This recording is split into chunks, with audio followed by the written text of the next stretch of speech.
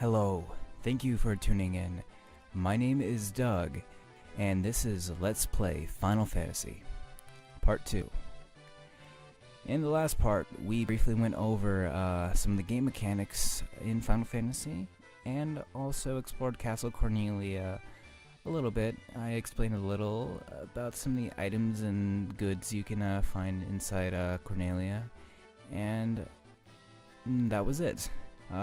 Before that, we started the game, got our first quest, and rescued the Princess of Cornelia from Garland. Because of that, we were rewarded with a loot that will come into play later, and we were also given access to this bridge here that lets us continue north, which we previously were unable to do. So without further ado, let's cross the bridge and start heading north. Oh my god. I have tried like 10 times to get that stupid intro started, so I'm sorry if it's not to your taking, but my god, it took me way too long to do that. So, we're fighting goblins. Real riveting stuff, and we got 4 XP and 18 gil.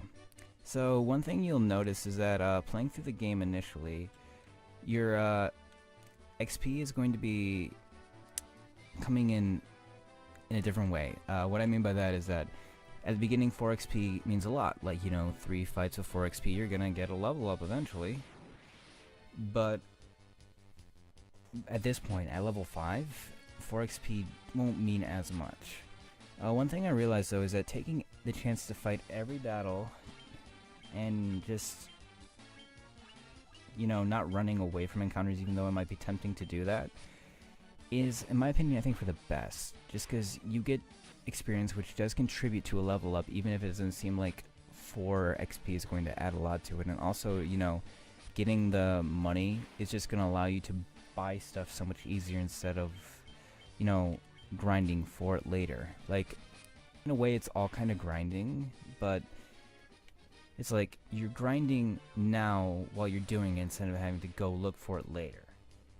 I don't know, hope I'm making sense. Sorry if the fights do seem a little tedious. If it gets too bad with the runtime, I'll cut a few out. But I'd like to leave in as much as I can for this. You know, it's still a learning curve for me, and I'm still trying to figure out what works out for me and what works out for people watching. Not that I suspect a lot of people are watching this right now. So, this is the first order of business we're doing. This is not the town that we're heading to. Pravoka is actually that way. But the first thing we want to do is head up to this cave because there is someone here that we need to talk to. So this is the cave that belongs to the witch Matoya, whose name I am possibly mispronouncing. And I am sorry about that, but I don't know. It's a weird name. I'm doing the best I can. And this is Matoya. Thump. Ouch.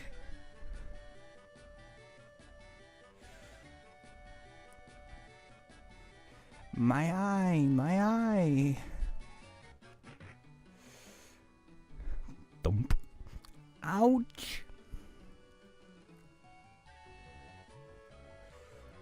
I can't see a blasted thing without my eye, my crystal eye. Who could have stolen it from me? So, yeah, Matoya is a witch who has a crystal eye, and she can't see anything without it. Now, it's important to know about this because, well, we might eventually find that crystal eye, and returning it to her might be beneficial. Until then, we can't do much of anything, but there are still a few little goodies that we can get. So, when you arrive here, you can take 2 potions and 1 antidote from these chests here. And also, it's important to talk to the brooms. This is kind of like Disney, I think it's Fantasia, the Magician's Apprentice. But if you talk to one, they'll kind of explain this like backward, forward kind of thing. So if you're playing this on like a handheld, you can just hold it up to a mirror. But if not, it basically says, if you would reverse it, B button select. It might not make a lot of sense right now, but when we go outside... Nope.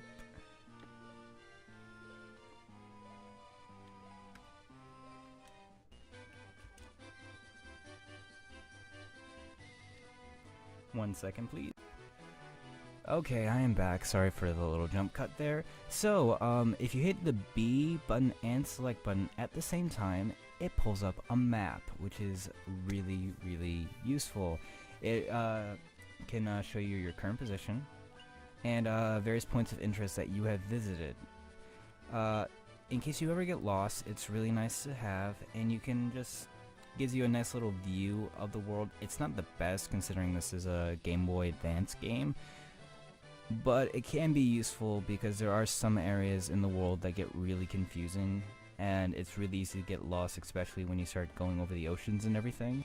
So it's a nice handy little tool to have. I won't be looking at it too much, I don't think, during this, because I'm going to try to plan everything out ahead of time, but when do plans ever go the way they're planned?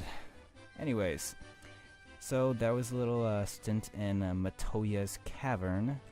Let's get heading south and start heading to Pravoka.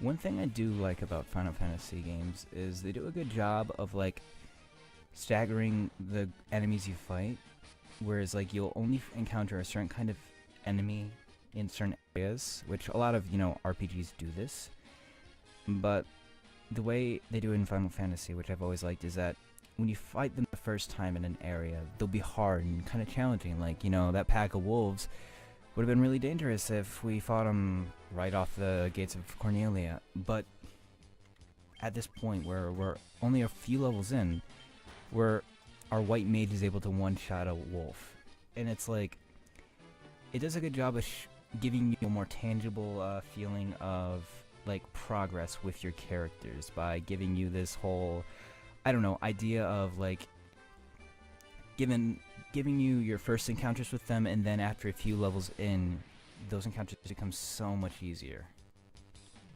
Well, you know, still throwing at you some fair challenges like this lizard thing. Going to cure. Ouch.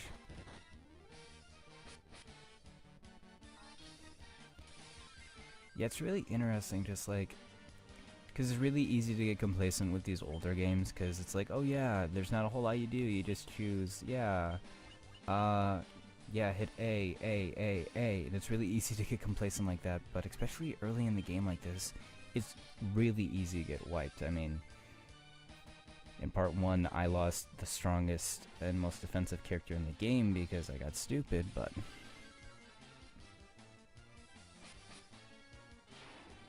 And there we go. It's like, you know, the past couple fights were like all 4 XP, now we got 38. And Sid gained a level. So I think in the next part I'll go over why I named the characters what I did, but since this is going to be a shorter episode, I hope, it's going to, gonna have to wait for now. Just going to make sure everyone's as healed up as possible.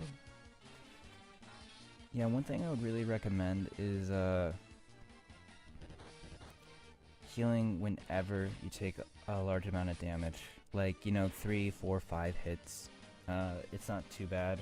But like, what happened with the my white mage there is that she took a lot of damage, and you really don't want your healers dying. You don't want anyone dying, but healers especially, since they can keep everyone else alive, and especially later when you get healing spells.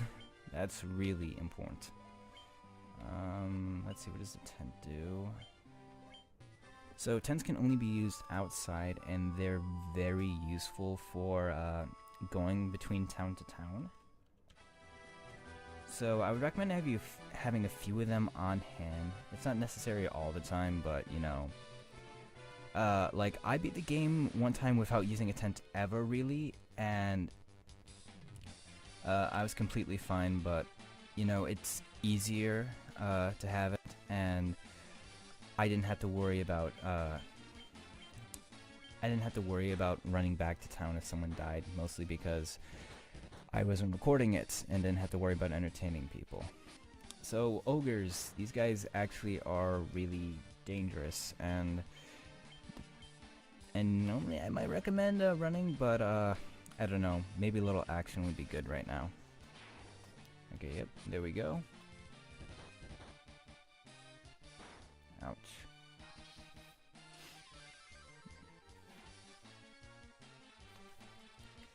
Yeah, by modern standards, this game might not look the most, like, visually interesting, but I think there's a real charm to, like, the way they have all the sprites drawn out and everything, and especially, like, the later in the game you go, and the more, like, you know, fancy the magic becomes, you get some really pretty looking art, especially with, like, the elemental attacks, like, the fire and blizzard stuff gets really, really cool.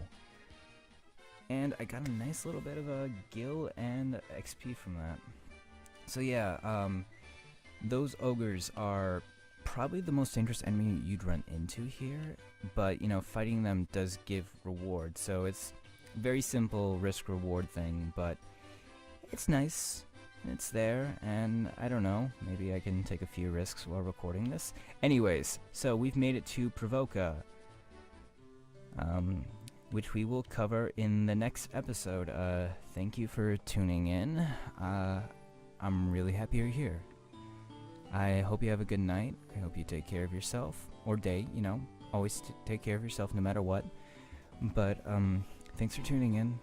I hope to see you again, and let me know what you liked, let me know what you think I could work on, and have a good one. Thank you.